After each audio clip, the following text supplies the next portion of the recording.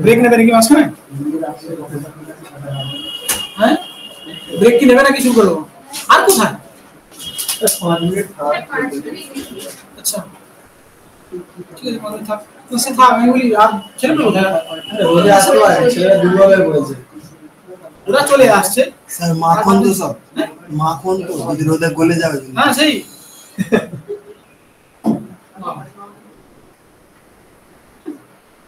ভাগ্য ভালো তো মেয়ে হয়ে গেলে তো মুশকিল হয়ে যেত বেরোতেই না তাহলে তো আজব তো এদিকে শেষ হয়েছে আচ্ছা কি পড়ে নিলাম যে পড়ে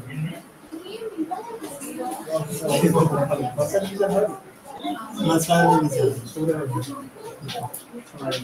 মাসাল পিন্ডার দেখি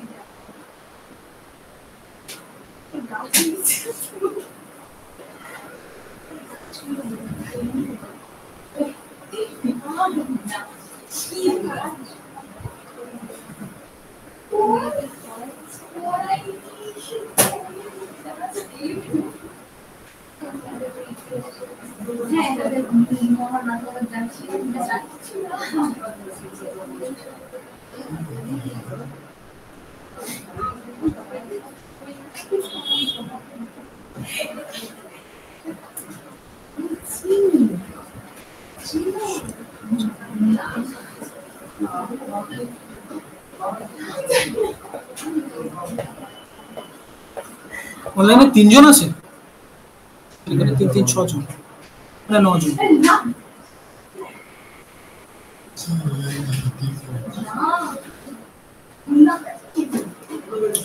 কি হবে আজকে তুমি নতুন না আমি কিছু ক্লাস শুরু করেছি আমি দেখাই তো দেখি না তাই মনে হচ্ছে আমি আপনার ক্লাস করেছি আমি সেদিন কোয়ালিটি পড়িয়েছি আচ্ছা আচ্ছা কেমিস্ট্রি দুটো ক্লাস করেছি ঠিক আছে আমি বলছি কি হবে কি আছে পড়তে হতো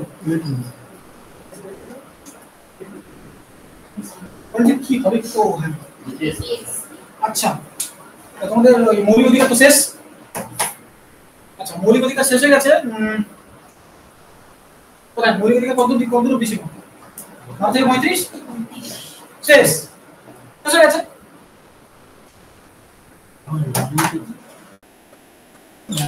শেষ করে দিই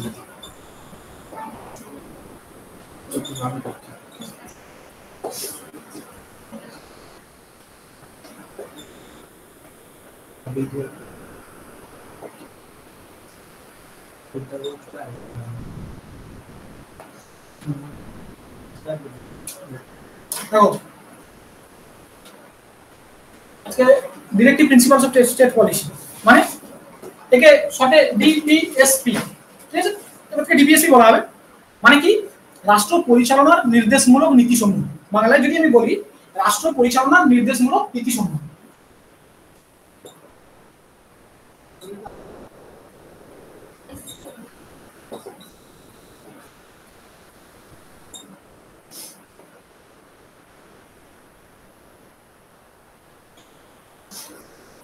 রাষ্ট্র পরিচালনার নির্দেশমূলক নীতিসমূহ তার আগে আমি একটু ইতিহাসে যাই ইতিহাসে মানে জিনিস কি এটা কি নীতি মানে এইসব জিনিস কি রাষ্ট্র পরিচালনার নির্দেশমূলক নীতিসমূহ কি বলতে চাইছে কি একটু কোনো দরকার নেই কিছু টাকা দরকার নেই শুধু জাস্ট হেডিং দিয়ে রেখে দাও ডিপিএসপি হেডিং দিয়ে রেখে দাও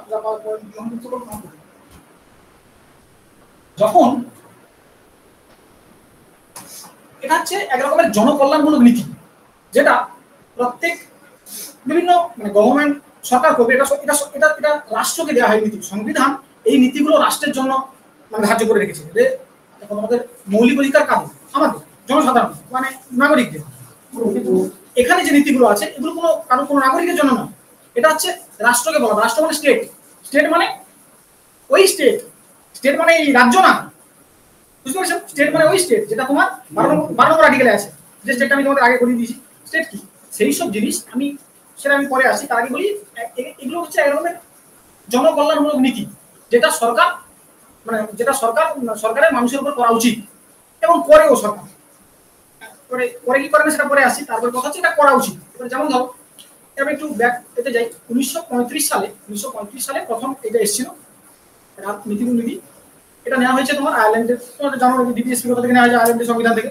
আয়ারল্যান্ডের সংবিধান থেকে জিনিসটা নেওয়া হয়েছে, এই সংবিধানে জোড়া হয়েছে। এবারে এই যে ডিপিএসপি, আমি আর্টিকেল যদি বলি, আমি যদি এখানে আর্টিকেল বলি, ডিপিএসপি আছে তোমার হচ্ছে 36 থেকে 51।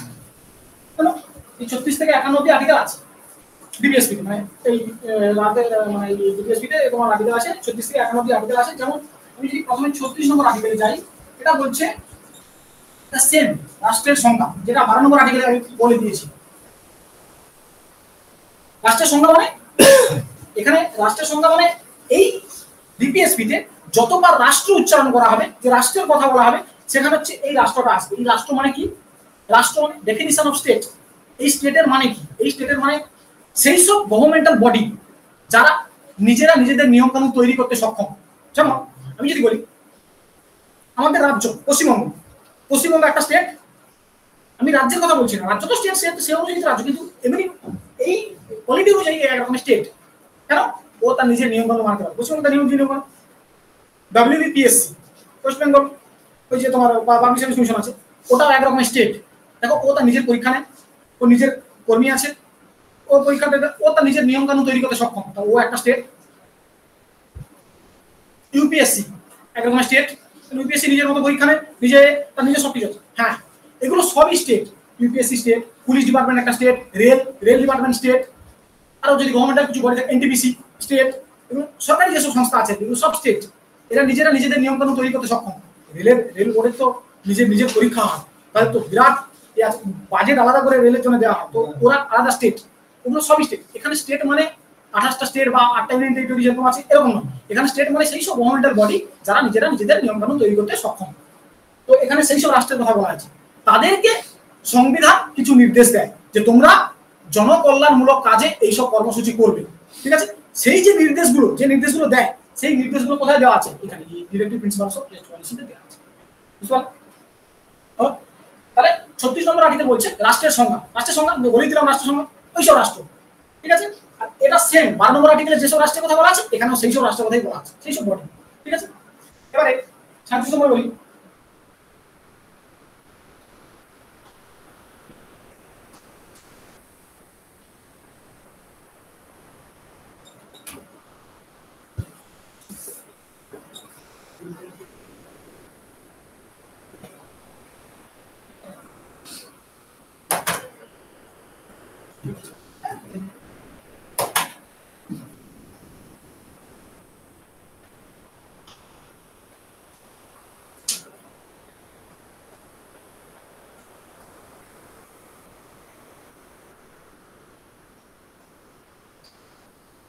এটা মানে কি?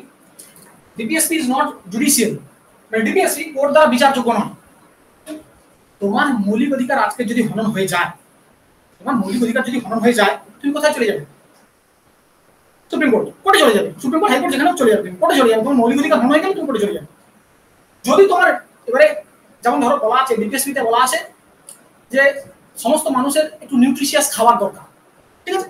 তোমাকে আজ সরকার, ধরো বাই চান্স তুমি আছো, তোমাকে সরকার হয়তো দিচ্ছে চাল ডাল দিচ্ছে, তুমি হয়তো কোর্টে কেস করতে চলে যাবে, আমাকে ভালো খাওয়া দেওয়া হচ্ছে না, ভালো নিউট্রিশিয়াস ভালো কিছু খাওয়া দাওয়া, ডিম দুধ ফুড এসব দিচ্ছে না, কি চাল শুধু চাল নিয়ে কি করবো, খাবো নাকি এসব, তুমি এরকম করে কোর্টে চলে যেতে পারবে। বুঝতে পারলে? তো এটা ডিপিএসপি তোমাকে দেবে, সেটা ঠিক কথা, কিন্তু এটা কোর্ট দ্বারা বিচারযোগ্য নয়, এটা জুডিশিয়েবল নয়। তোমার মৌলিক অধিকার যদি হনন হয়ে যায়, তুমি শর্টকাট কোর্টে চলে যাবে, কেস করে দেবে, কেস আর তোমার কথাই শুনবে, এটা পরিষ্কার। কিন্তু এটা যদি না হয়, এখানে যেসব আর্টিকেলগুলো আছে এগুলো যদি না হয়, না ইমপ্লিমেন্ট করা হয়, তাহলে তুমি কোর্টের কাছে বলতে পারবে যে আমার এই জিনিসটা হয়নি, আমাকে এ করতে হবে। বুঝতে পারলে? এখানে একটা জিনিস আছে, ধরো আমি বলছি, পরে আসছি, তাহলে তোমাকে বলছি। এই 37 নম্বর আর্টিকেলে তোমরা পরিষ্কার মনে রাখো, এটার জন্য এটা কোর্ট বিচারযোগ্য নয়, কোর্ট মানে ইজ নট জুডিশিয়াল, মানে এটা কোর্ট দ্বারা বিচারযোগ্য নয়। তুমি এটা যদি লঙ্ঘন হয়েও যায়, তুমি কোর্টের কাছে চলে যেতে পারবে না যে আর্জি নিয়ে, যে এখানে আমার এই ডিপিএসপি লঙ্ঘন হয়ে গেছে, আমাকে কিছু করবে, ঠিক আছে? এরকম দেখো। আচ্ছা,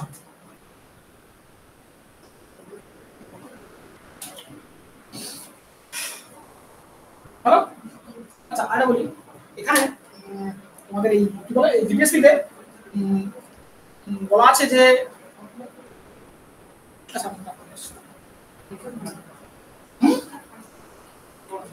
কিছু বললে কিছু বলি মনে লাগবে খালি খালি কি বলে বলে আমি সব ভুলে গেছি আমার। হ্যাঁ তোমার ডিপিএসপি বলছে যে এটা আমার বিচারযোগ্য নয়। এবারে ডিপিএসপিতে একটা জায়গা আছে যে আইনি নিঃশুল্ক আইনি সহায়তা দেওয়া হবে। মানে যেমন ধরো ধরো তুমি খুব গরিব এরিয়া থেকে মানে খুব গরিব মানে ব্যাকগ্রাউন্ড চোপড়া আছে, তুমি ধরো খুবই গরিব ছিল, এবার তুমি ধরো বাই চান্স কিছু একটা হালকা ক্রাইম হয়ে গেছে তোমার, খুব একটা মানে মাইল্ড ক্রাইম আর কি, মানে খুব খুব কম মানে খুব আর কি ছোট, তুমি জাস্ট তোমার জেলে ধরে নেওয়া আছে, তোমার আছে এবারে কোর্টে তোলা হয়েছে। এবার তোমার কোর্ট বলে আমি তোমাদের আর্টিকেল পড়িয়ে দিয়েছি 22 নম্বর আর্টিকেলে তুমি উকিলের ব্যবস্থা করতে পারবে। এবার তোমার ধরো ওই পয়সাটুকু নেই, ঠিক আছে, তো হ্যাঁ ওই ওই উকিলের সহায়তা বিনা পয়সায় যে উকিলের সহায়তা বা আইনি সহায়তাটা ওটা কোর্ট তোমার ব্যবস্থা করে দেবে, এটা এখানে আছে। এবারে বাই চান্স যদি ওটা তোমাকে কোর্ট না দেয়, ধরো তোমরা ওই 26/11 ওই শুনেছো তো 26/11 ওই মুম্বাই তাজ হোটেল হামলা, ওখানে যে মেন যে লিডার ছিল আজমল কাসাব, ওকে যখন এটা কোর্টে তোলা হলো মানে কোর্টে তোলা হলো, তো আমাদের ভারতীয় সংবিধান কি বলছে আইনি সহায়তা দেওয়া হবে, ওর হয়ে কেস কে লড়তে চাই, ওটা মিলিটারি ওর হয়ে কেস কে লড়তে চাই, মানে যদি বাই চান্স এবারে তো যে কোনো উকিল সে তো কেস লড়তে চাইবে না, আর ওকে ও পরিষ্কার আমাকে বলতে পারেন যে কেস লড়বো, তখন কি হবে ভারতীয় সংবিধান এত সুন্দর যে ও টেররিস্ট হওয়া সত্ত্বেও একটা এনিমি এলিয়েন হওয়া সত্ত্বেও ওকে দেওয়া হয়েছে, তোমার ওকে বলা হয়েছে যে আপনি কি মানে উকিলি সাহায্য চান দেবার, তো দেওয়া হয়েছিল, উকিল কেস লড়ে তারপর ফাঁসি হয়েছে।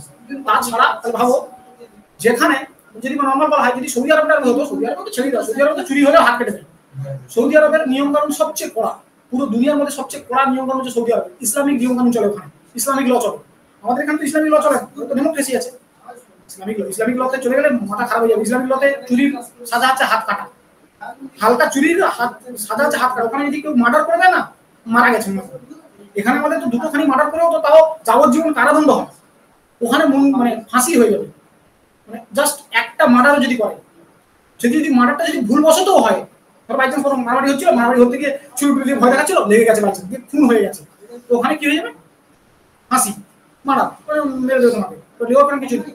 তো এটা হচ্ছে সবচেয়ে খারাপ নিয়ম হচ্ছে পুরো দুনিয়ার মধ্যে যদি সবচেয়ে খারাপ নিয়ম হচ্ছে সৌদি আরব, সৌদি আরবের ল খুব ভয়ানক, তো এই কারণটা হয়, তো যেটা হচ্ছে এবারে তো ওইটা হচ্ছে দেবে তোমাকে মানে কোর্টে তোমার এই উকিল আইনি সহায়তা দেবে কে কোর্ট, এবারে যদি তোমাকে না দেয়, ধরো আজমল কাসাবের মতো লোক এসে আইনি সহায়তা চাইবে, হ্যাঁ ঠিক কথা আমাদের দেশ দিয়েছিল, কিন্তু যদি না দিত আজমল কাসাবের কোনো রিলেটিভ কালকে গিয়ে বলতে পারবে না যে আমার ছেলেকে আইনি সহায়তা দেওয়া হয়নি, তো ডিপিএসপি গেছে, না ডিপিএসপি কোর্ট দ্বারা বিচারযোগ্য নয়, তুমি বলতে পারো না, তুমি হয়তো বলে হাত ধরে চাইতে পারো যে হ্যাঁ আমাকে দেওয়া হোক ঠিক কথা, কিন্তু যদি দেশ দিতে না চায় বা রাষ্ট্র দিতে না চায় বা ওই স্টেট না দিতে চায় কিছু করতে পারবে না, চুপচাপ গাড়ি দেখতে হবে, কিছু করার নেই।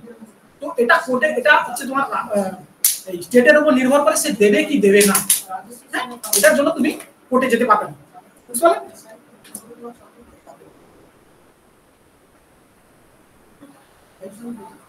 চারটে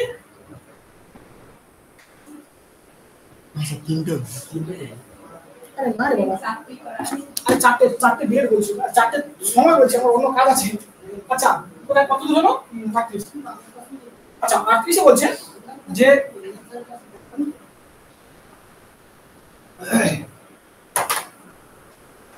ডিপিএসপি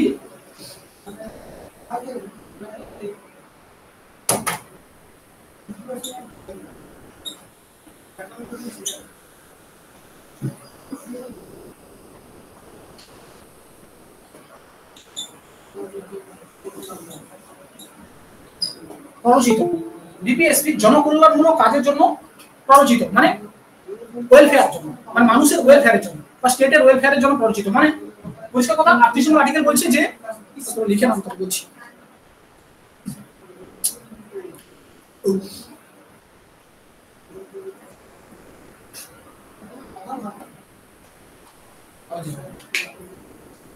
অনেক আছে 41।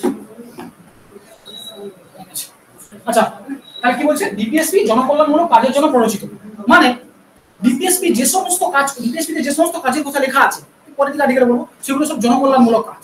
ঠিক আছে, জনকল্যাণ কিরকম টাইপের জনকল্যাণ আছে তোমরা এটা লিখে নিয়েছো, আমি উপরটা মুছে দিচ্ছি। এই যে জনকল্যাণমূলক কাজের কথা বলছি, এই জনকল্যাণমূলক এটা কিরকম টাইপের জনকল্যাণমূলক? এটা সামাজিক হতে পারে, আর্থিক হতে পারে, বুঝতে সামাজিক আর্থিক মানে কি? সামাজিক জনকল্যাণ মানে মনে করো কিছু মানে সোশ্যালি কিছু ক্লাস, যেমন ধরো শিডিউল মানে কাস্ট বা শিডিউল ট্রাইব এসব আছে, এরা হচ্ছে পিছিয়ে আছে, সমাজে পিছিয়ে পড়া মানুষ, তো তাদেরকে সামাজিক ইকুয়ালিটি কোথায়, মানে তোমার সমাজে সমানতা কোথায় আছে? সমানতা নেই। তোমার একটা সমাজের একটা বর্গ উপরে উঠে আছে, একটা বর্গ পিছিয়ে পড়ে আছে, তো এক জায়গায় জানি তো ডিপিএসপি করে কি, ডিপিএসপি তার নীতির দ্বারা ওই দুটো একে একই স্টেটে নিয়ে আসে। কি করে? যারা উপরে ছিল তাদেরকে তো তুমি নামিয়ে আনতে পারবে না, তারা উপরেই থাকছে, কিন্তু এরা যারা পিছিয়ে আছে তাদেরকে কিছু সুযোগ সুবিধা প্রদান করে তাদেরকে ওই লেভেলে নিয়ে আসে। হ্যাঁ, কোনো ভেদাভেদ যাতে না থাকে, তো সেই কাজটা করে কি ডিপিএসপি করে। ডিপিএসপি তে এরকম নিয়ম আছে যে এটা হচ্ছে আমি সামাজিক জনকল্যাণের কথা বলছি। সামাজিক জনকল্যাণ এইভাবে। আর্থিক জনকল্যাণ কি? যারা আর্থিক ইমব্যালেন্সও আছে, মানে যেমন ফাইন্যান্সিয়ালিও কিছু ইমব্যালেন্স মানুষ আছে, যারা খুব বড় লোক তারাও আছে, যারা খুব গরিব তো তারা আছে। এবারে যারা বড় লোক তাদেরকে তো তুমি গরিব করে দিতে পারবে না, তো দুটোকে সমান করার নিয়ম কি? যেটা যারা গরিব আছে তাদেরকে তুমি কিছু অনুদান, কিছু ইয়ে দিয়ে তাদেরকে যাতে সমানে দেয়া আনা হয়, তার জন্য ওইসব দেয়। ওইসব দেখো নি তোমরা, অনুদান দেয়, অনুদান দিচ্ছে, কোনো সময় চাল দিচ্ছে, এসব ছাড়ো গ্যাস ফ্যাস যেগুলো হচ্ছে তাদেরকে কিছু দিচ্ছে। হ্যাঁ, ভর্তুকি টর্তুকি এসব আছে, ওসব তো আছে, ওগুলো তো অনুদানের ব্যাপার। কিন্তু কিছু ভর্তুকি বা স্কলারশিপ বা এসসি এসটিদের জন্য, এসসি এসটিদের যে ওই এগুলো হয়, টাকাগুলো হয়, খুব পেঁচিয়ে গেছে ওরা। আরে তুমি এসসি নয়, দেখো তুমি এটা এই যে ধরো তোমার মনে হচ্ছে হয়তো এসসি এসটিদের এত সুযোগ সুবিধা দিচ্ছে, সব জায়গায় দিচ্ছে, অরিজিনালি 2%, 2 থেকে 3%। পুরো দেশ যদি দেখতে চাও না, 2 থেকে এই যে পুরো এটা হয়ে আছে। হ্যাঁ, তোমার পশ্চিমবঙ্গে শিডিউল ট্রাইবের সংখ্যা বেশি আছে বলে তাই জন্য তোমার মনে হচ্ছে, বা পুরো ওভারঅল এতে দেখতে গেলে, ওভারঅল দেশে দেখতে গেলে 2 থেকে 3% আছে হচ্ছে পিছিয়ে পড়া, মানে তোমার এসসি এসটি। আর বাদ বাকি 97-98% মানুষ আছে যারা তার।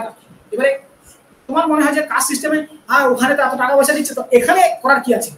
এবারে আছে, দরকার আছে। তুমি তোমার গ্রাউন্ডে, তোমার এই এরিয়ায় হয়তো দেখতে পাচ্ছ একটা, তোমাদের হয়তো একটা চোখে জিনিসটা কি লাগতে পারে যে যারা আমার যেটা আমার মনে হয় যে সেটা হচ্ছে আলাদা, সেটা হচ্ছে শিডিউল কাস্ট। ধরো তুমি আজকে শিডিউল কাস্ট ছিলে, তুমি চাকরি পেয়ে গেলে, শিডিউল কাস্টের দৌলতে চাকরি পেয়ে গেলে, পরে মানে তোমার পরের জেনারেশন, মানে তোমার ছেলেপুলে যারা আছে শিডিউল কাস্টের, ওরা যেন শিডিউল কাস্টের এটা না করতো, মানে ওরা শিডিউল কাস্টটা থাকলো না।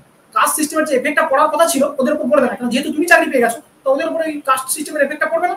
তো তোমার ওইখান থেকে উচিত যে তোমার ওখান থেকে কাস্ট সিস্টেমটা শেষ করে দেওয়া উচিত, বুঝতে পারলে? কিন্তু মানুষ যেটা তোমরা ভুগছো সেটা হচ্ছে ওই কারণের জন্যই ভুগছো, যে কাস্ট সিস্টেম যেখানে শেষ হয়ে যাওয়ার কথা ছিল, মানে যেখানে মানে যে জেনারেশনে শেষ হয়ে যাওয়ার কথা ছিল ওই জেনারেশনে শেষ হয়নি, দেখছো তা হ্যাঁ চলছে। তো এবার কথা হচ্ছে কিন্তু খুব ব্যাকগ্রাউন্ড যাদের খারাপ, যারা মানে চাষাবাদ করে বেঁচে থাকে, তাদের সেই সব ব্যাকগ্রাউন্ড থেকে যেসব ছেলেরা উঠে আসে, তারা যদি কিছু পেয়ে বা তারা যদি কিছু মানে তোমার আর্থিক সাহায্য বা সামাজিক সাহায্য এসব পেয়ে যদি এগিয়ে যায়, কিছু ঠিকই আছে। এবারে কাস্ট সিস্টেম খুব খারাপ আছে, তো কাস্ট সিস্টেম তোমার হয়তো তোমাদের খুব কয়েকজনের খারাপ লাগছে। আমাকে একটা কথা বলো, বিয়ের সময় জাতি দেখা হয়, বিয়ের সময় জাতি দেখায়, তো চাকরির সময় কেন জাতি দেখা হবে? বিয়ের সময় তো কেউ করে না শিডিউল কাস্টের ছেলে যাও বিয়ে হয়ে যাও, কোনো অসুবিধা, শিডিউল কাস্টের ছেলে শিডিউল কাস্টের ছেলে মেয়েকে বিয়ে দিয়ে দাও কেন? একটা নর্মাল কথা আছে, ভারতের পুরো হায়ার কাস্ট সিস্টেম, যেদিনকার কাস্ট সিস্টেমের সম্বন্ধে উপরে কথা বলবে না, সেদিনকার কাস্ট সিস্টেমটাই শেষ হয়ে যাবে। বলে কেউ? বলে না। চাকরির সময় যখন দেখা যায় যে বড় মুশকিল হচ্ছে, শিডিউল কাস্টের জন্য এত নাম্বার ভালো লাগছে না, বড় বিরক্তি লাগছে, যদি তার শিডিউল কাস্টের ছেলে বা শিডিউল কাস্টের মেয়েকে একটা হায়ার কাস্টের ছেলে বা একটা হায়ার কাস্টের মেয়েকে বিয়ে করা হয় না, দেখবে বেশ ভালোবাসা হয়ে গেলে আলাদা কথা, সেটা আলাদা। কিন্তু যদি বাই চান্স এবং মানে যেটা অ্যারেঞ্জ ম্যারেজ হয়, যেটা ওখানে দেখবে ওখানে জাতিটাই বেশি ম্যাটার করে।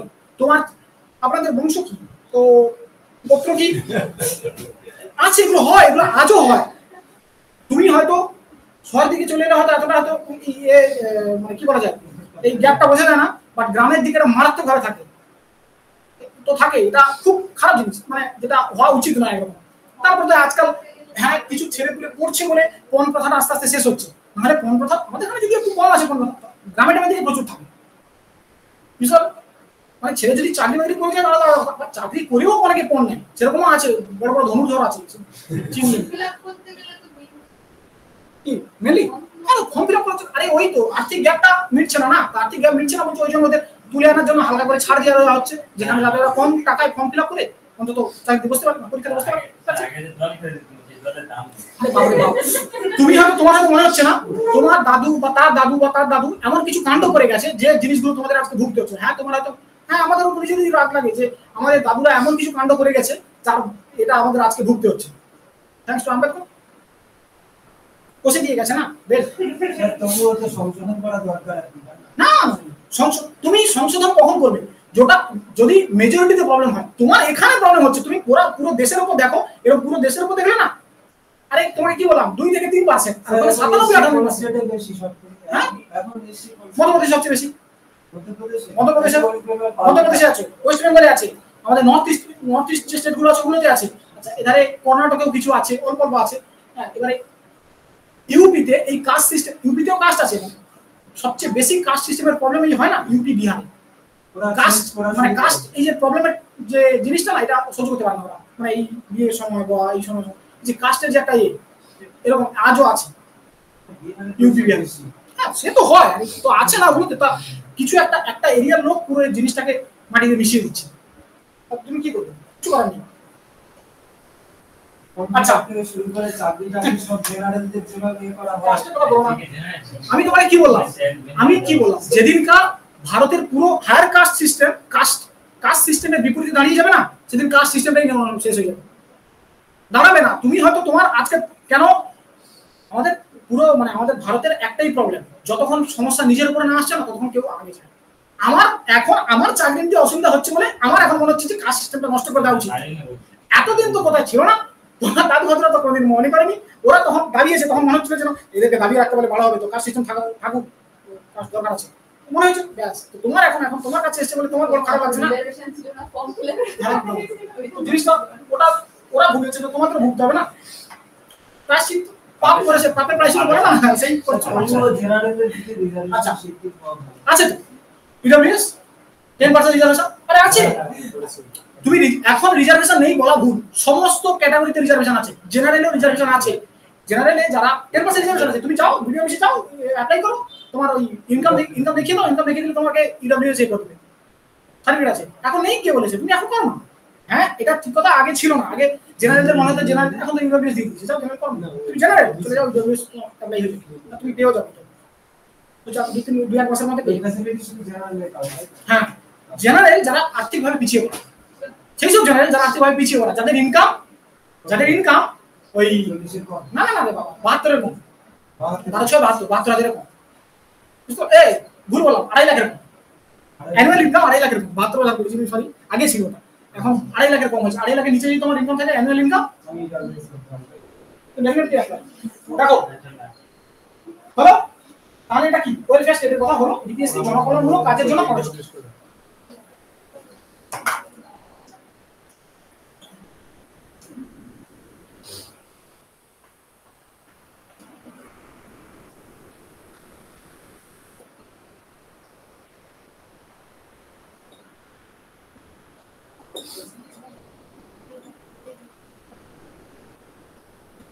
ठीक है ना?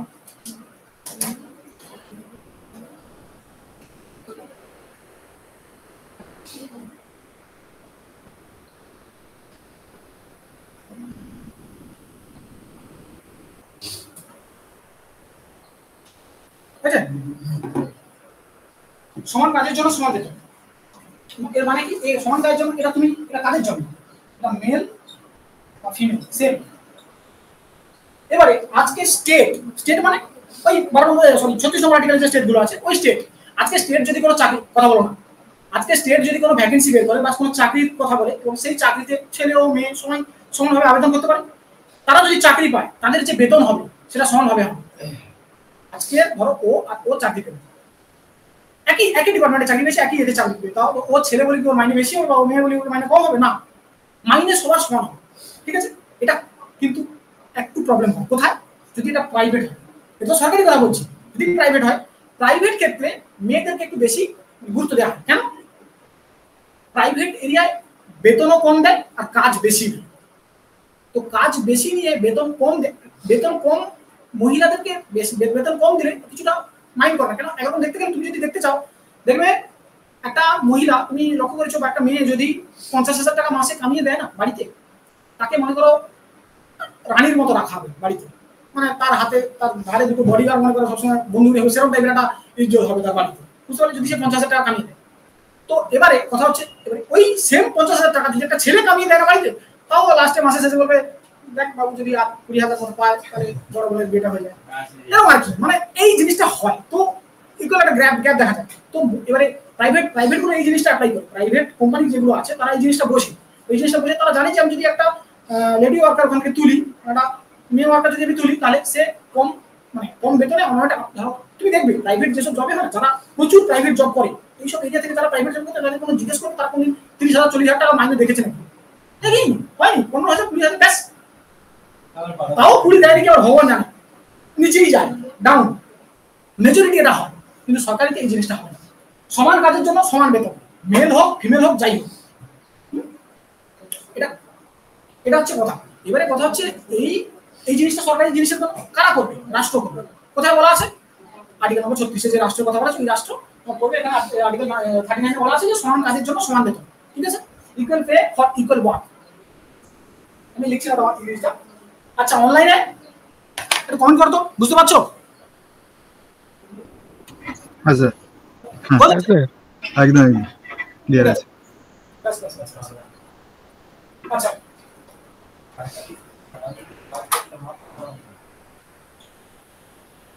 আচ্ছা 39 এ কি বলছে? 39 এ ওটাই সেম।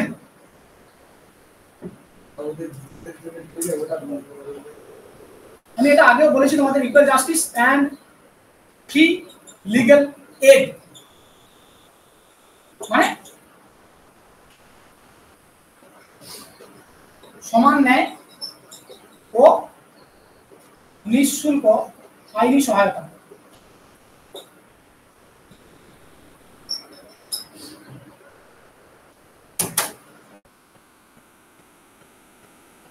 আমি এটা তোমাদের আগে একটুখানি আগে বললাম যে এই জিনিসটা সরকার করবে। তোমার যদি কোনো আইনি সহায়তা না থাকে, তো সরকার সেই আইনি সহায়তাটা প্রোভাইড করবে তোমাকে, ঠিক আছে। তুমি যদি আজকে মানে অনেক সিনেমা টিনেমাতে এই জিনিসটা দেখা যে আইনি সহায়তা দেওয়া হবে।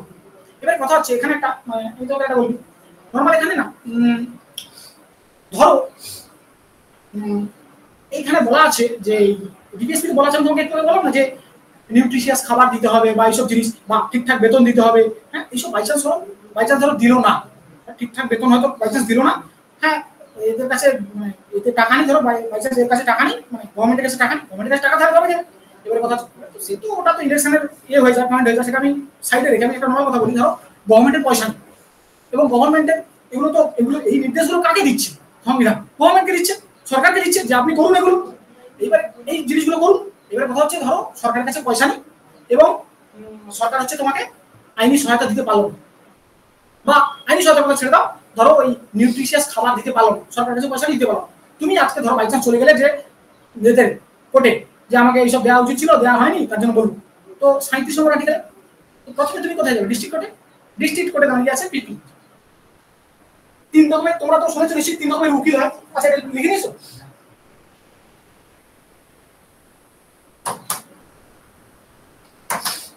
ডিস্ট্রিক্ট লেভেলে যদি, মানে আমি তো নরমাল বলি, ডিস্ট্রিক্ট লেভেলে যদি কোনো কেস যায় না, সেই কেসের জন্য নরমাল দাঁড়িয়ে ফার্স্টে দাঁড়িয়ে যাবে পিপি, পাবলিক প্রসিকিউটর।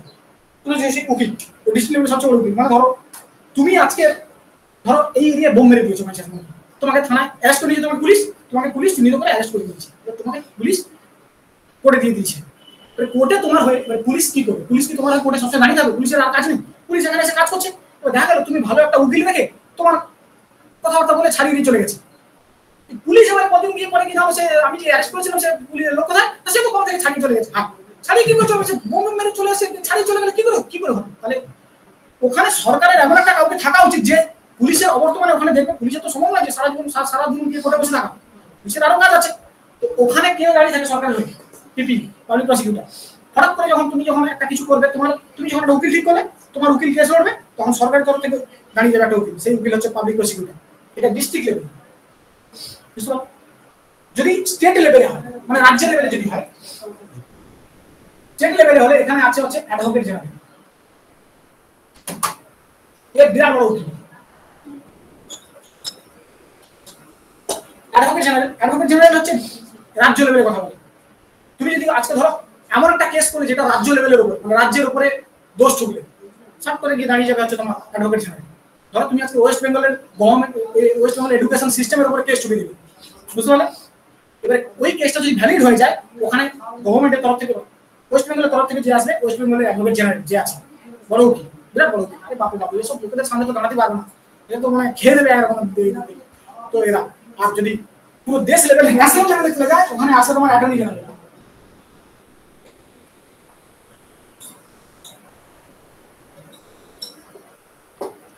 এই উকিল বড় উকিল মানে উকিলা টাইপের আর কি, বিশাল বড় উকিল। অ্যাটর্নি জেনারেল মারাত্মক পাওয়ার, বুঝতে পারলে?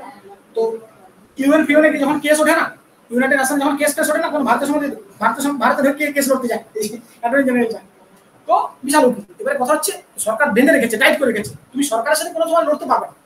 সরকারের সাথে সরকার দেখেছো ডিস্ট্রিক্ট লেভেলেও বেঁধে রেখেছে, সে মনে করো যে পিপি একটাই আছে, এগুলো একটা থাকতে পারে, পিপি একটা, পিপি বহুত আছে। এবার কথা হচ্ছে ডিস্ট্রিক্ট লেভেলে এরকম পিপি আছে, পাবলিক প্রসিকিউটর আছে, স্টেট লেভেলে এরকম আছে, এসব আছে, এই অ্যাটর্নি জেনারেল এসব কাণ্ড আছে। তোমাদের আমি তো আগে বলেছিলাম একটা সিনেমা দেখতে, জয় ভীম, তোমাদের দেখানো মনে এখনো। ওখানে সিস্টেম আছে কি, যখন ওই কর্ণাটক স্টেটের উপরে কেসটা ছুটবে আর কি, যে পুরো পুলিশ ডিপার্টমেন্টের উপর কেস ছুটবে, আর পুলিশ ডিপার্টমেন্ট কি একটা স্টেটের উপর কেস ছুটে দিয়েছে, তার মানে কে দাঁড়াবে সর্ব লাস্ট, কে দাঁড়াবে? Advocate general. তো ওখানে অ্যাডভোকেট জেনারেল হারবে আর কি টোটালি কেসে, বুঝতে পারলে? কেন ওটা ফান্ডামেন্টাল রাইট ছিল। তো ফান্ডামেন্টাল রাইট তো কোর্টে তো আগে তো লোকের কথাই শুনবে, ফান্ডামেন্টাল রাইট তার কথা শুনবে। তো যাই হোক, তো এই জিনিসটা হয়, এই জিনিসটা হচ্ছে তোমার ডিস্ট্রিক্ট লেভেলে বা স্টেট লেভেলে বা ন্যাশনাল লেভেলে এরকম হয়। কোথায় ছিলাম না মাঝখানে বলতে গিয়ে 39 ইকুয়াল জাস্টিস। তো এখানে আমি বলে দিলাম নিঃশুল্ক আইনি সহায়তা তোমাকে দরকার, আইনি সহায়তা প্রোভাইড করাবে। তুমি যদি মানে পয়সা করি না থাকে তো আইনি সহায়তা তোমাকে জাস্ট কোর্টে তুমি যদি দাঁড়াও না, তোমাকে জিজ্ঞেস করবে যে তোমার বলার মতো কেউ আছে। ধরো তুমি যদি বলো না, তোমাকে তখন রিপিট করবে যে আপনি কি কোনো উকিলের সাহায্য চান, বলবে যে হ্যাঁ, হ্যাঁ বলে তোমাকে উকিল সহায়তা দিবে। তাহলে উকিল বলে দেওয়া হবে যে উকিল ভালো মতো উকিল, এমন যে দাতা উকিল বলবে না, ঠিকঠাক উকিলকে বলা হবে যে আপনি এর হয়ে কেস বলবে নিঃস্বার্থ হবে। হ্যাঁ একদম ঠিক।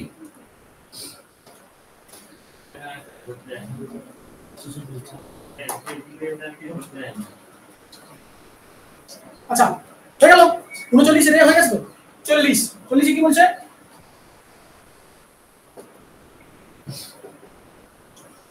অর্গানাইজেশন অফ গ্রাম পঞ্চায়েত।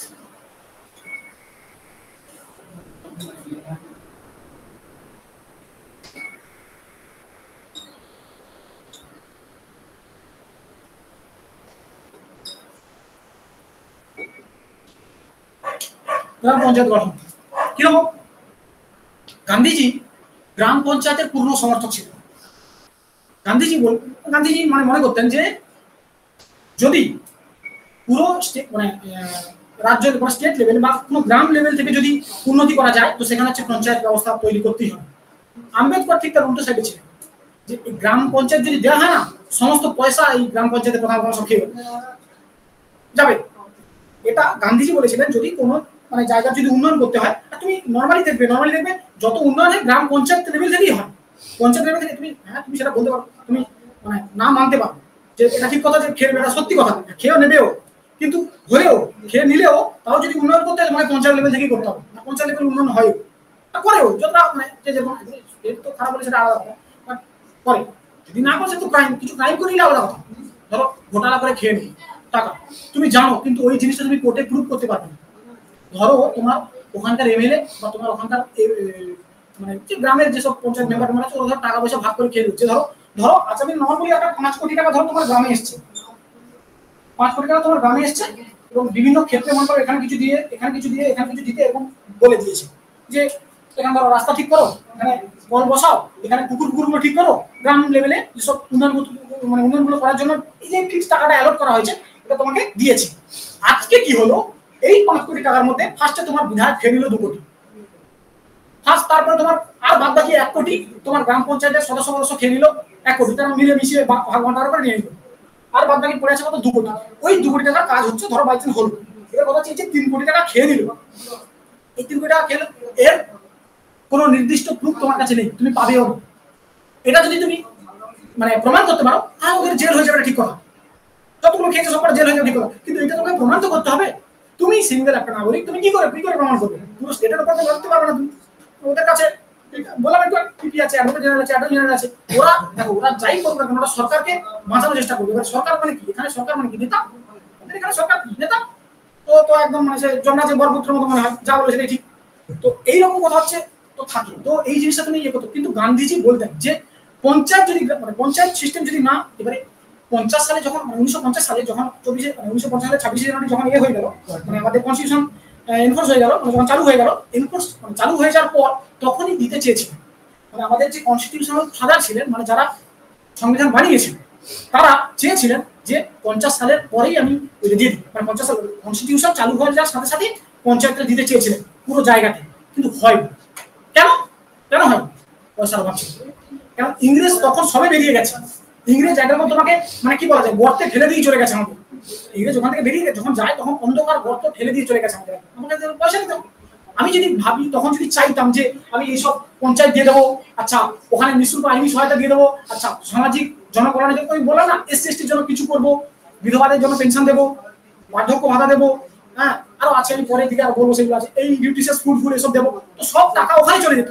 তো সব টাকা যদি ওখানে চলে যেত দেশ আর বাদ বাকি দেশ চলবে কি করে? তখন সবে বেরিয়েছে, ইংরেজ সবে বেরিয়েছে, সেই সময় যদি আর্মি এইসব যদি ঠিকঠাক না করা হতো তো কেউ না কেউ আবার ঢুকে যাবে, হতো তো হতো না। তো সেই জন্য পঞ্চায়েত মানে করতে করতে পঞ্চায়েত চালু করতে করতে অনেক সময় লেগে গেল। 1950 সালে তোমাদের কি বলে ওই তোমার কার্যকর হয়ে গেছে এই কনস্টিটিউশন, সংবিধান কার্যকর হয়ে গেছে, কিন্তু এই পঞ্চায়েত আস্তে আস্তে সময় লেগে গেছে হচ্ছে 1959 সাল, যেটা 2 অক্টোবর 1959 সালে প্রথম পঞ্চায়েত দেওয়া হলো। কোথায়? রাজস্থানে।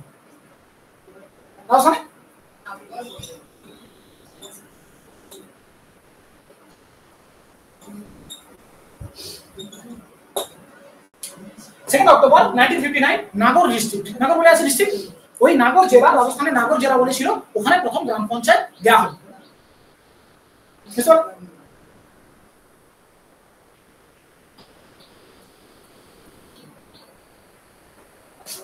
আচ্ছা অনলাইনে বুঝতে পারছো? ধরা আছে তো? একদম ঠিক আছে। তাহলে পঞ্চায়েত, এবারে কথা হচ্ছে এই যে পঞ্চায়েত, এবারে এই পঞ্চায়েত সিস্টেম দেওয়া হবে, পঞ্চায়েত সিস্টেম না দেওয়া হলে তো মুশকিল হবে।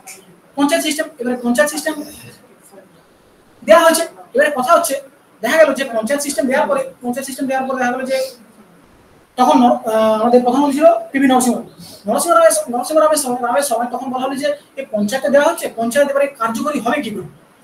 মানে যদি পঞ্চায়েতে তুমি এবারে সবচেয়ে বড় কথা এইখানে ডিপিএসপি তে যতগুলো আছে না, তুমি এগুলোর জন্য পঞ্চায়েতে দেওয়া হবে, তুমি কেউ যদি অ্যাপ্লাই না করে তুমি সরকারে কিছু করতে পারো, যে আমার কাছে পঞ্চায়েত নেই কেন, কিছু বলতে কেন কোন দ্বারা 2000 যোগ্য নয়, তুমি কোর্টে যেতে পারবে না। এবার কথা হচ্ছে তখন ফেসে যাওয়া হচ্ছে পঞ্চায়েত দিয়ে লাভ কি হচ্ছে। আরো তোমাকে একটা কথা বলি, এখানে আমি একটা ছোট কথা বলে রাখি, এই ডিপিএসপি তে যতগুলো আর্টিকেল আছে না, সেই আর্টিকেল গুলো মানে তোমাকে লোক দেখায় যে দেবে, সেটা পুরোটাই নির্ভর করে সরকারের ইচ্ছে। সরকারের যদি ইচ্ছে না থাকে তাহলে দেওয়া হবে না। ওই জন্য একটা বিদ্যমান ছিলেন কেটি শাহ বলে, ঠিক আছে? কেটি শাহ লিখে নিয়েছো, এটা পরে ঠিক আছে? এই কেটি শাহ তিনি বলেছিলেন যে এই ডিপিএসপি এমন একটা চেক যেটা ব্যাংক তার নিজের ইচ্ছেতে মানে দেয়, এটা এমন একটা চেক তো যেটা ব্যাংকের নিজের ইচ্ছার উপর নির্ভর করে। তো কেটি শাহ বলেছিলেন, এরকম তুমি বাংলায় লিখে রাখতে পারো, এটিকে একটি এমন ব্যাংক চেকের সাথে তুলনা করেছিলেন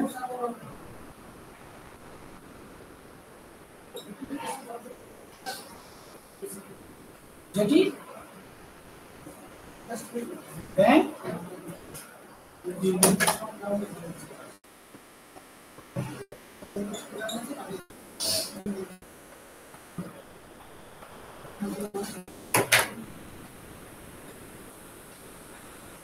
ইচ্ছানুসারে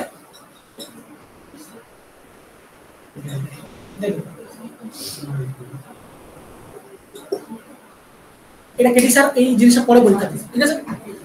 তো আমি ধরো যদি পিডিএফ দিয়ে দিই, পিডিএফ ওখানে থাকবে, ওখানে ইংলিশে পুরো টার্মটা ওখানে থাকবে, আমি ইংলিশ না বাংলা লিখে দিলাম।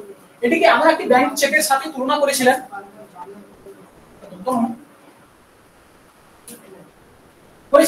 যেটি ব্যাংক তার নিজের ইচ্ছা অনুসারে দেবে। যদি ব্যাংকের কাছে পয়সা থাকে তবেই দেবে আর কি। যেমন তুমি একটা চেক দিয়ে দিলে ব্যাংকে, ব্যাংকের কাছে পয়সাই নেই, ব্যাংক তোমার যখন আমার পয়সা আসবে তখন তুমি কিছু করতেও পারবে না। এবার কথা হচ্ছে নেই তো আমার কাছে পয়সা না, তো বিপিএসপি কে এমন একটা ব্যাংকের সাথে তুলনা করেছিলেন, এই ব্যাংক চেকের সাথে তুলনা করেছিলেন যেটা সরকার তার নিজের ইচ্ছা অনুসারে দেবে, এটাকে দিশা বলছে। এবার কথা হচ্ছে তুমি লিখে নাম বুঝতে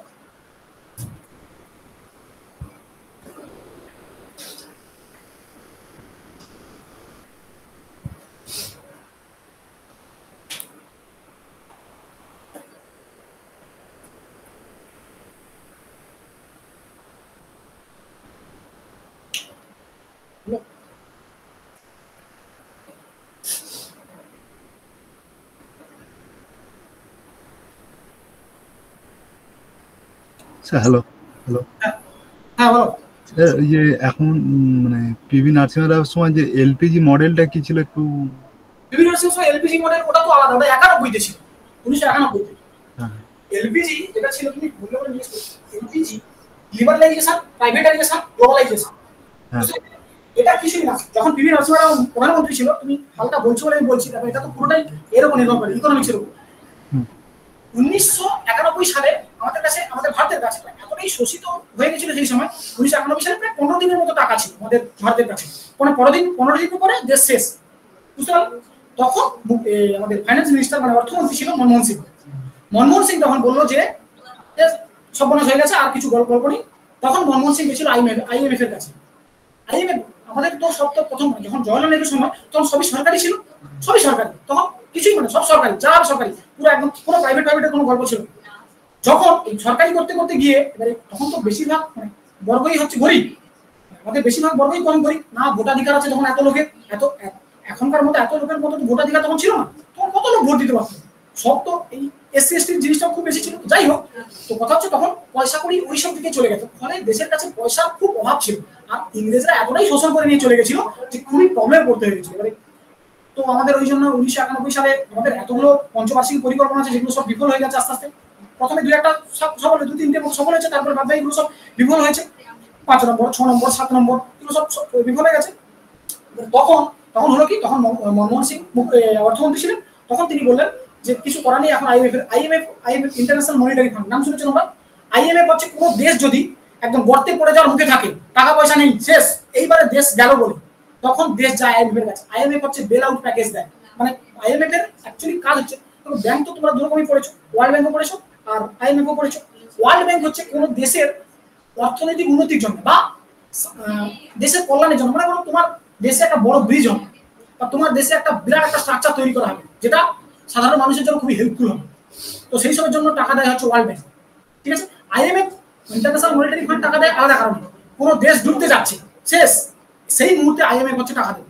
আইএমএফ তখন যখন মনমোহন সিং আইএমএফ এর কাছে গেল, তখন মনমোহন সিং মানে আইএমএফ যে ছিল, আইএমএফ এর যে চেয়ারম্যান আছে, উনি বললেন যে এক কাজ করুন, আপনাদের দেশে তো সবই সরকারি, কিছু প্রাইভেট নেই, সোশ্যালিস্টিক কান্ট্রি, তো আপনি এক কাজ করুন, আপনাদের এতে এলপিজি মডেল কি, এলপিজি মডেল কি, লিবারালাইজেশন, প্রাইভেটাইজেশন, গ্লোবালাইজেশন। লিবারালাইজেশন মানে আপনার দেশে না তো কোনো কোম্পানি ঢুকতে পারে, না আপনার দেশে কোনো কোম্পানি বাইরে বেরোতে পারে, বা এবারে মেনলি আপনার দেশে কোনো কোম্পানি ঢুকতে পারে, তো আপনার দেশে এত বড় দেশ, এত বড় মার্কেট, এত পপুলেশন, অথচ কোনো প্রাইভেট যদি কোনো কোম্পানি ঢোকে, তো সেখানে উন্নয়ন হবে, কাজ হবে, লোকেরা চাকরি পাবে, তো টাকা পয়সা বাড়বে, প্রোডাক্টিভিটিও বাড়বে।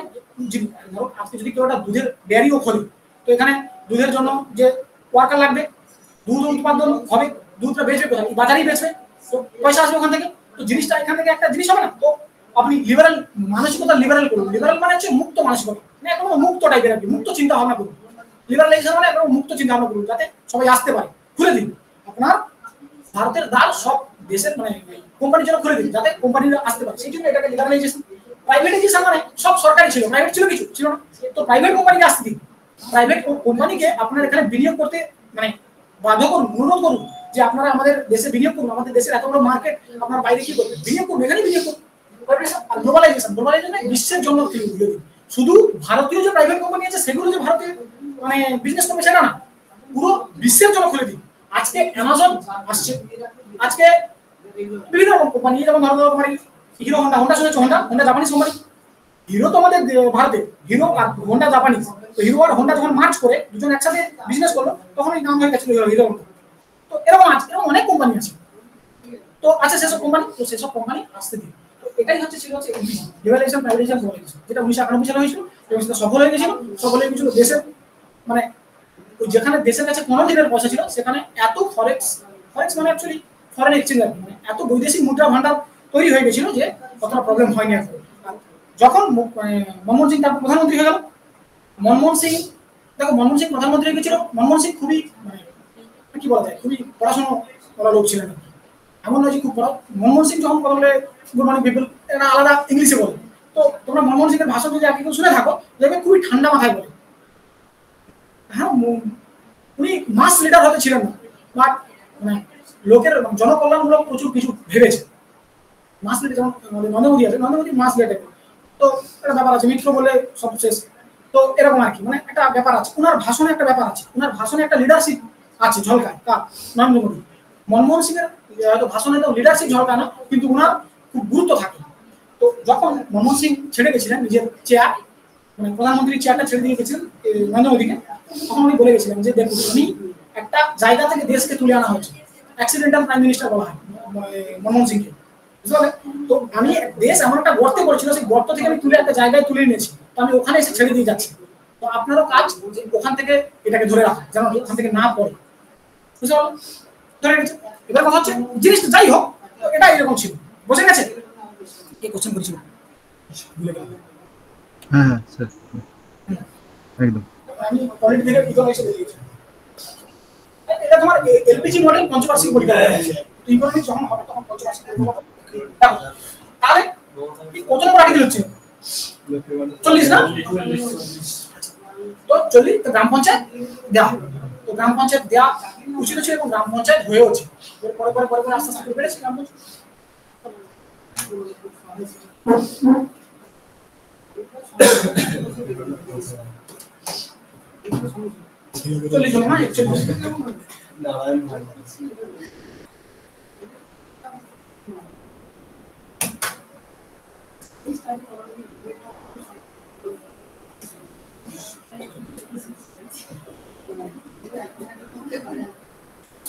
কিছু বিশেষ ক্ষেত্রে সহায়তা, বিশেষ ক্ষেত্রে সহায়তা মানে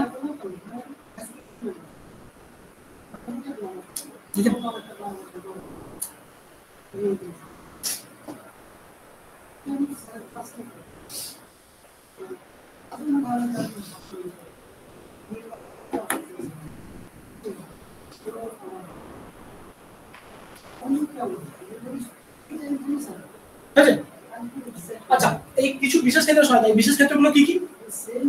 বিভিন্ন রকম হতে পারে, যেমন ধরো ওয়ার্ক হতে পারে, এডুকেশন হতে পারে,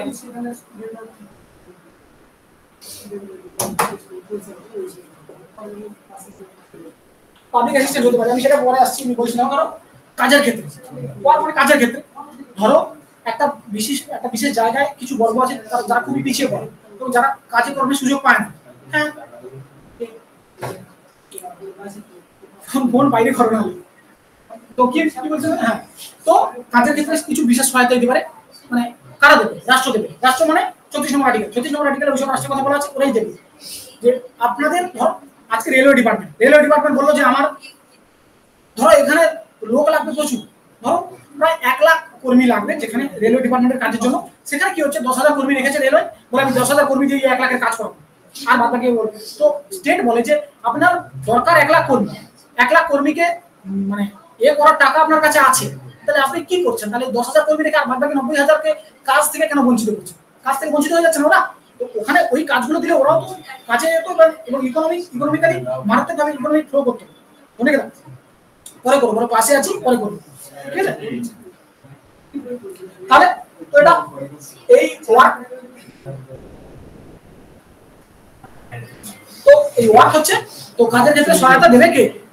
রাষ্ট্র দেবে। এডুকেশনে শিক্ষার ক্ষেত্রে সহায়তা দেবে রাষ্ট্র। শিক্ষার ক্ষেত্রে কেমন সহায়তা? শিক্ষার ক্ষেত্রে যেমন যদি কোনো এরিয়া পিছিয়ে পড়া লোকজন থাকে যারা শিক্ষা দীক্ষা পাচ্ছে না, এবং তোমার কাছে এখানে স্কুল আছে, তুমি বলছো ভর্তি করবো, ওটা তো হবে না, আমি তোমাকে বলেই দিয়েছি। তাও তো আবার এটা তো কিছুটা দিক দিয়ে ফান্ডামেন্টাল রাইটের অন্তর্গত হয়ে যায়, সেই শিক্ষা সংস্কৃতির অধিকারী। তুমি যদি আজকে যদি পড়তে না দাও না, ওটা তোমার মৌলিক কর্তব্যের মানে হনন হয়ে যাবে। মৌলিক কর্তব্যের হনন হয়ে যাওয়া মানে কি কাণ্ড হয়ে যাচ্ছে, তো হয়ে যাবে, হাইকোর্ট সুপ্রিম কোর্ট চলে আসবে। তো এবারে এই বিশেষ ক্ষেত্রে সহায়তা এটা তোমার বলছে 41 নম্বর আর্টিকেল। 42 বলছে কি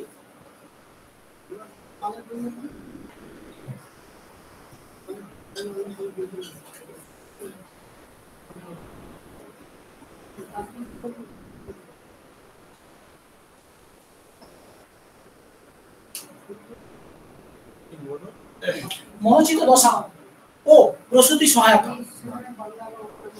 মনোচিত দশা আমি বলছি এটা অ্যাকচুয়ালি তুমি যদি তোমাকে ইংরেজি বলে দিই অতটা কঠিন মনে হয়, বাংলা বলে অতিরিক্ত কঠিন হয়।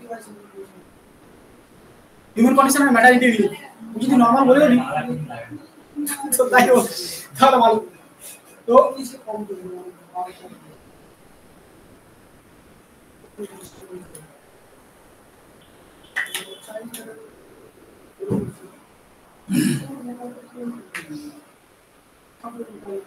কি বলছে?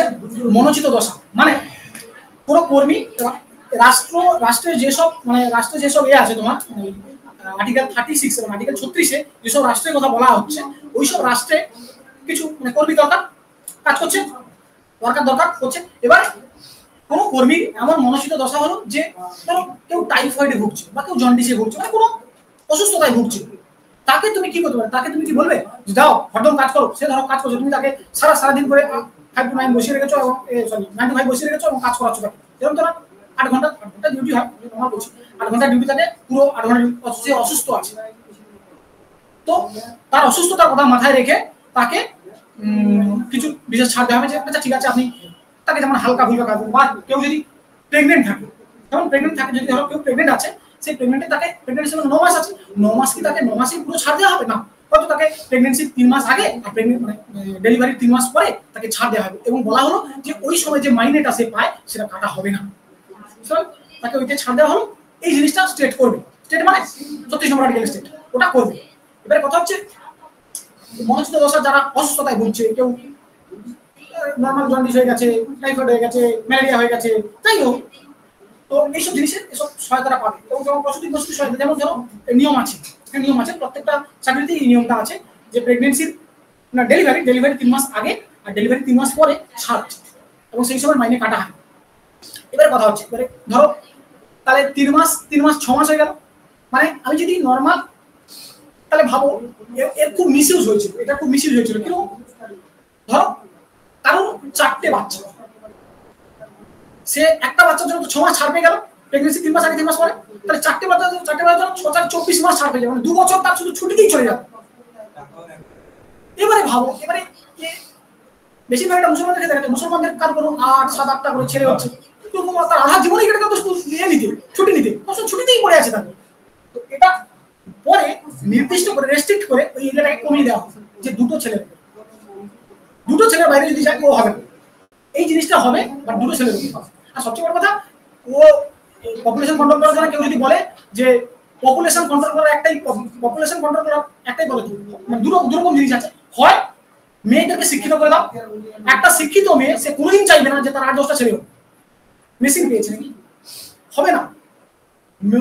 মহিলাকে শিক্ষিত করো, আর নয় এটা তো গ্রাউন্ড লেভেলে কথা বললাম। আর একটা হয়তো বাই চান্স হয়, আর একটা আছে তুমি করো, মানে এই সারাদিন আমাদের এত পপুলেশন বলে ছাতি না পিটিয়ে না, তার থেকে ওই যে পপুলেশনটা যেটা বেড়েছে না, ওই পপুলেশনটাকে মানে কি বলা যায়, হিউম্যান ওয়ার্ক হিসেবে কাজ করে।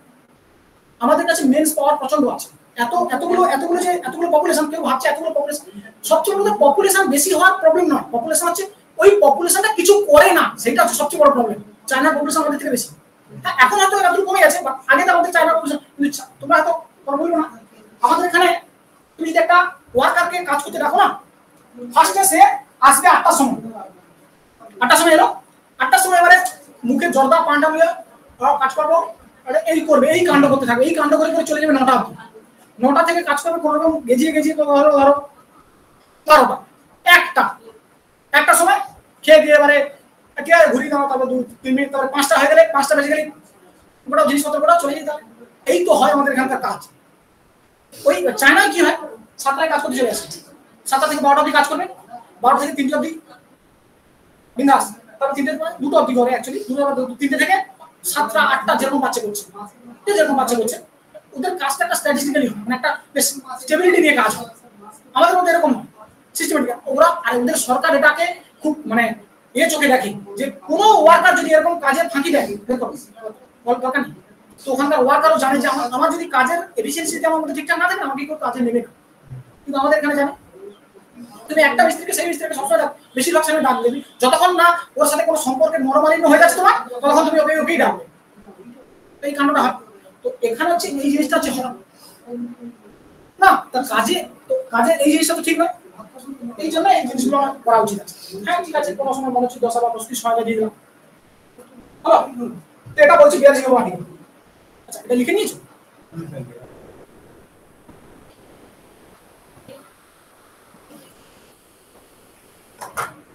কত 42 না?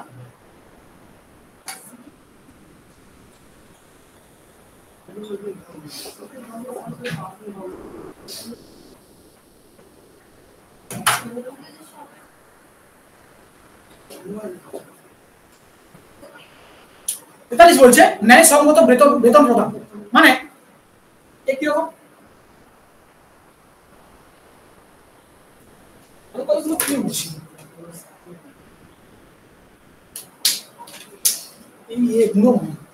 আচ্ছা যাই হোক,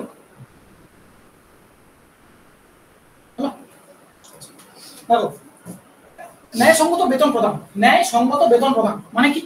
ধরো আজকে তুমি কোনো একটা লোককে এই গরমে কাজ করালে, হয়তো সকাল থেকে যখন কাজ করছে কাজ করালে, এবং শেষে তাকে 10-15 টাকা ধরে দিলে, যা 10 টাকা খুশি থাকতে হবে, করতে পারো না তুমি? তার সাথে ন্যায় করা হলো, ন্যায়সঙ্গত বেতন তো তুমি দিতে পারলে। তুমি তাকে আজকে 7-8 ঘন্টা কাজ করালে, 7 ঘন্টা কাজ করার পর 10 টাকা, এখন কি হয়? সেটা তো নয়, হলো না। তার সাথে তুমি আজকে চাকরি বাকরি করলে, মানে ভালো করে পড়লে, যে একটা ভিডিও কিছু হয়ে গেল, ভিডিও হয়ে তুমি কাজে লেগে গেছো, তোমার বেতন 150 টাকা, ঠিক না? ন্যায়সঙ্গত কোথায় হলো?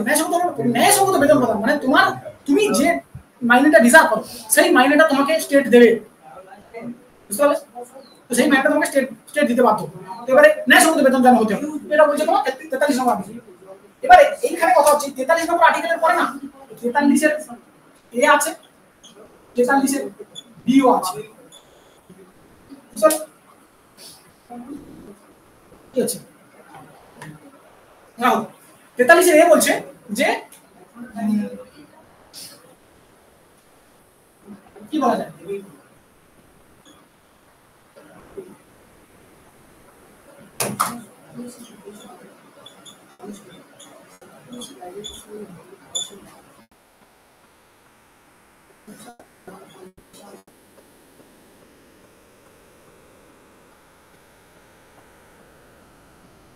ইন্ডাস্ট্রিতে শ্রমিকদের যোগদান।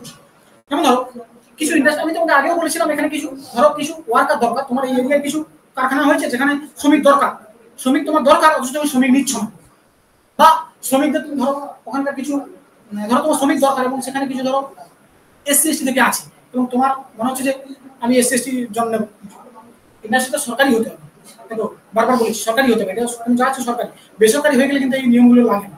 কোনো ইন্ডাস্ট্রি খুললো যেটা বেসরকারি, সে বলেছে যে আমি যারা SC তাদেরকে আমি নেব না, তুমি কিছু বলতে পারবে না।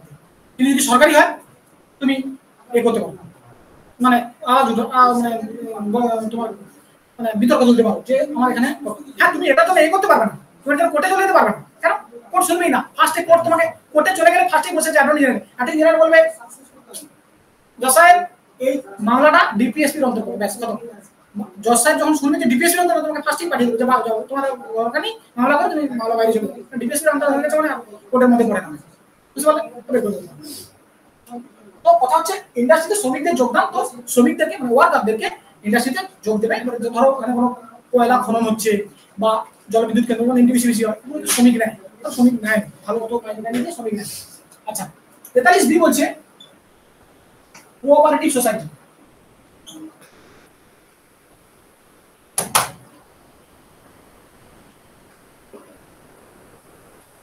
কোঅপারেটিভ সোসাইটি মানে দেখবে তোমাদের গ্রামে টামে মাঝে মাঝে, গ্রামে প্রায় সব গ্রামেই থাকে এই কোঅপারেটিভ সোসাইটি থাকে।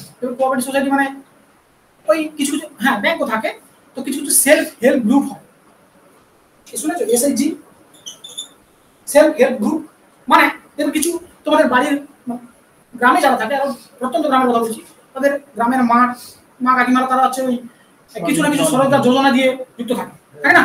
তো এই জিনিসগুলোকে স্টেট মানে তাদেরকে প্রমোট করবে, মানে এই জিনিসগুলো দেবে যাতে তারা মানে হয়ে উঠতে পারে, ইন্ডিভিজুয়াল হয়ে উঠতে পারে, তারা নির্ভরযোগ্য হয়ে উঠতে পারে, বা নিজেরা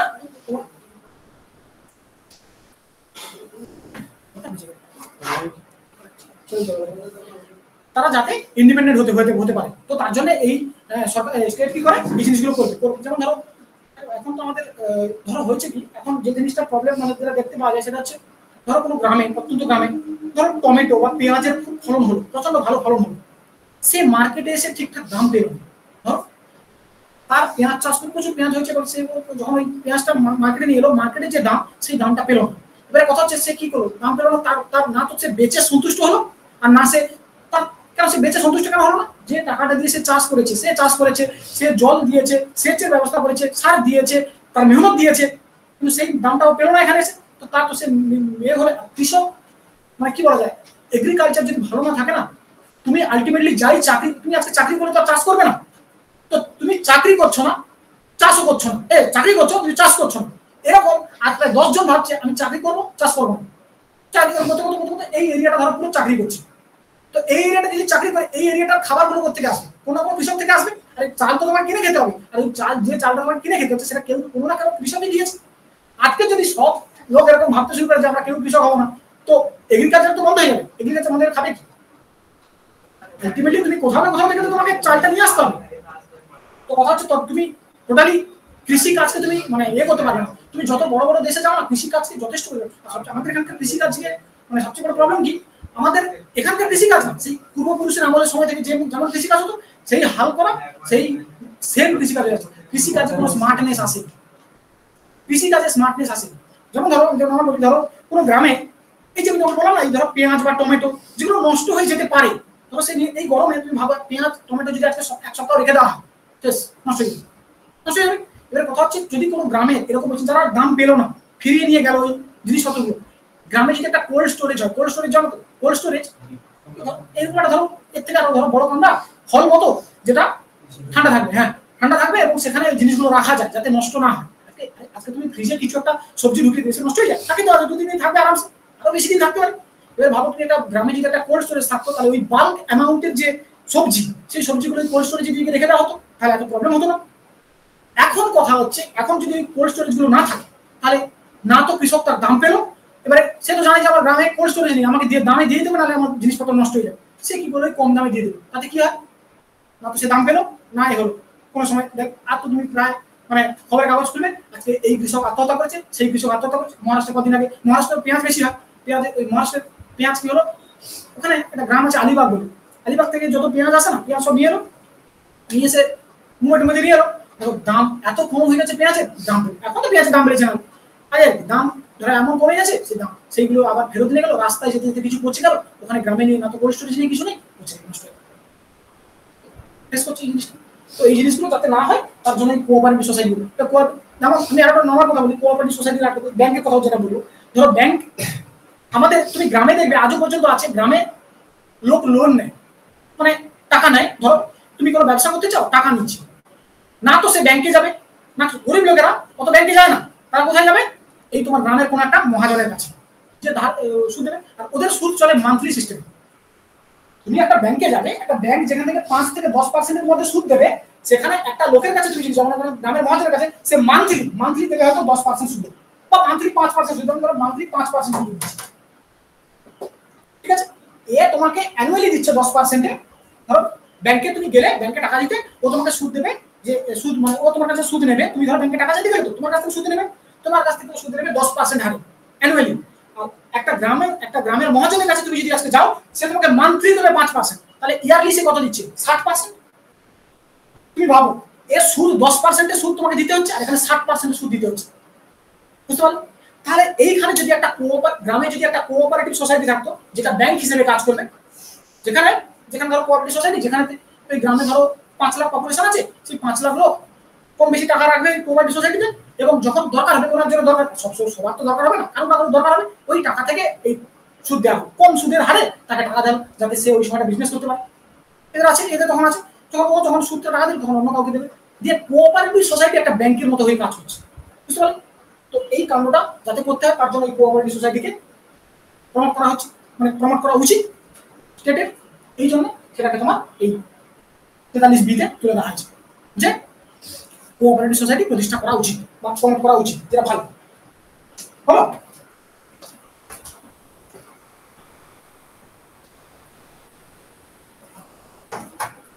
কতগুলো হলো? 43 হয়ে গেছে না? 44 অনেক বড় আছে। 44 আছে ইউনিফর্ম সিভিল কোড।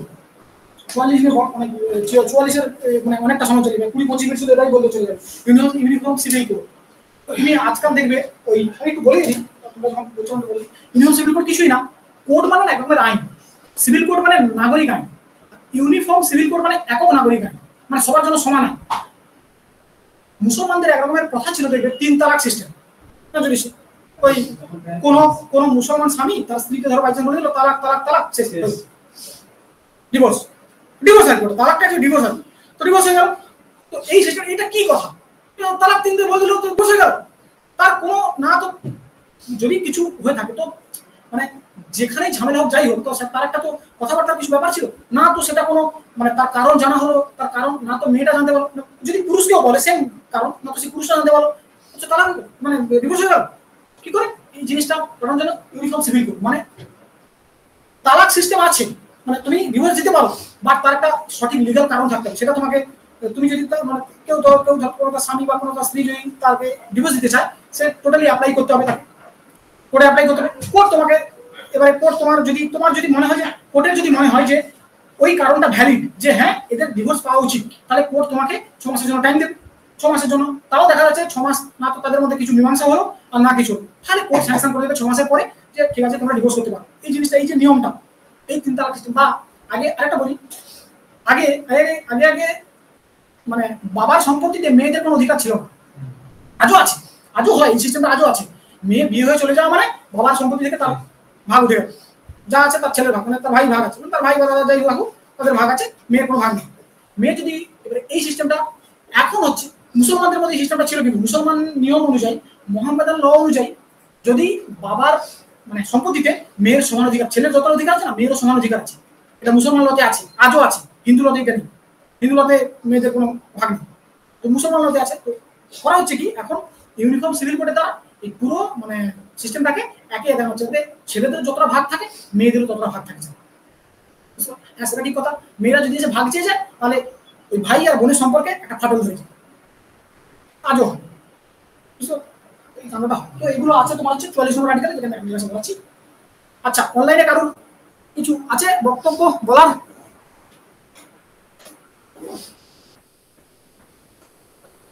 কি হলো? না না না না স্যার, তাই তো? না ঠিক আছে না স্যার। 44 নম্বর আর্টিকেল আমি আগের ক্লাসে পড়াচ্ছি। চল